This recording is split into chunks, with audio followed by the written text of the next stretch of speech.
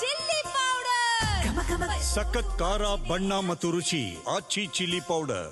ಇನ್ನೂ ಹೆಚ್ಚು ಡಿನ್ನರ್ ಪಾರ್ಟಿಗಳಾಗ್ತವೆ. ಸಚಿವರು ಶಾಸಕರ ಅಸಮಾಧಾನ ಇನ್ನೂ ಹೆಚ್ಚಾಗಬಹುದು ಅಂತ ಬೆಳಗಾವಿಯಲ್ಲಿ ಸಚಿವ ಸತೀಶ್ ಜಾರಕಿಹೊಳಿ ಹೇಳಿದ್ದಾರೆ. ಮುಂದಿನ ವರ್ಷ ಬಹಳ ನಿಗೂಢವಾಗಿ ಅರ್ಥ ಇರುವ ರೀತಿಯಲ್ಲಿ ಮಾತನಾಡಿದ್ದಾರೆ. ಮುಂದಿನ ವರ್ಷ ಸಚಿವರು ಶಾಸಕರ ಅಸಮಾಧಾನ ಹೆಚ್ಚಾಗಬಹುದು ಅಂತ ಹೇಳಿದರೆ ಯಾವ ಅರ್ಥದಲ್ಲಿ ಹೇಳಿದ್ದಾರೆ? ಮತ್ತಷ್ಟು ಅಸಮಾಧಾನದ ಸುಳಿವನ್ನು ಜಾರಕಿಹೊಳಿ ನೀಡಿದ್ಯಾಕೆ? DKC ಡಿನ್ನರ್ ಪಾರ್ಟಿ ಬಗ್ಗೆ ನನಗೆ ಮಾಹಿತಿ ಇಲ್ಲ ಅಂತ ಹೇಳಿದ್ದಾರೆ. ಅಂದರೆ ಅಲ್ಲಿ ಅರ್ಥ ನಾಯಕತ್ವ ಬದಲಾವಣೆ ಆಗುತ್ತೆ, ಆ ಕಾರಣದಿಂದಾಗಿ ಸಂಪುಟ ಬದಲಾವಣೆ ಆಗುತ್ತೆ, ಅಲ್ಲಿ ಅಸಮಾಧಾನಗಳು ಶುರುವಾಗುತ್ತೆ ಅಂತ ಹೇಳಿದ್ದಾರೋ, ಅಥವಾ ಮುಂದಿನ ವರ್ಷ ಅಂದರೆ ಮುಂದಿನ ತಿಂಗಳು ಜನವರಿಯಿಂದಲೇ ಹೇಳ್ತಾ ಇದ್ದಾರಾ ಅಂತ.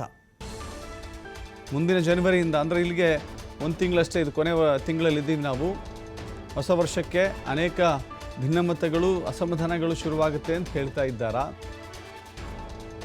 ಸಚಿವ ಸಂಪುಟದ ಪುನಾರಚನೆ ಆದಾಗ ಸಚಿವರನ್ನು ಕೈ ಬಿಡೋದು, ಶಾಸಕರನ್ನು ಸಚಿವರನ್ನಾಗಿ ಸಂಪುಟಕ್ಕೆ ಸೇರ್ಪಡೆ ಮಾಡಿಕೊಂಡ ನಂತರದಲ್ಲಿ ಉದ್ಭವ ಆಗಬಹುದಾದ ಸನ್ನಿವೇಶವನ್ನು ಈಗಲೇ ವಿವರಿಸಿದ್ದಾರಾ? ನೋಡೋಣ ಅವ್ರ ಮಾತುಗಳನ್ನು.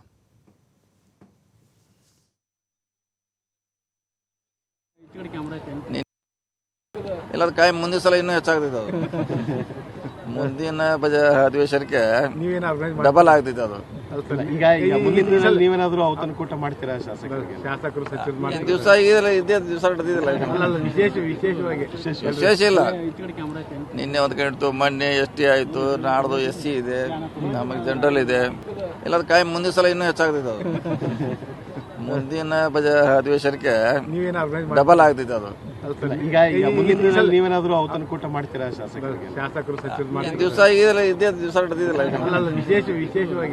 ವಿಶೇಷ ಇಲ್ಲ. ನಿನ್ನೆ ಒಂದು ಕಡೆ ಮೊನ್ನೆ ST ಆಯ್ತು, ನಾಡ್ದು SC ಇದೆ, ನಮಗೆ ಜನರಲ್ ಇದೆ. ಇಲ್ಲ ಕಾಯಿ ಮುಂದಿನ ಸಲ ಇನ್ನೂ ಹೆಚ್ಚಾಗ್ತೈತೆ ಅದು.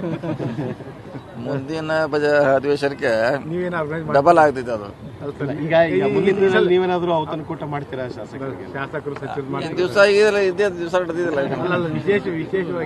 ವಿಶೇಷ ಇಲ್ಲ. ನಿನ್ನೆ ಒಂದು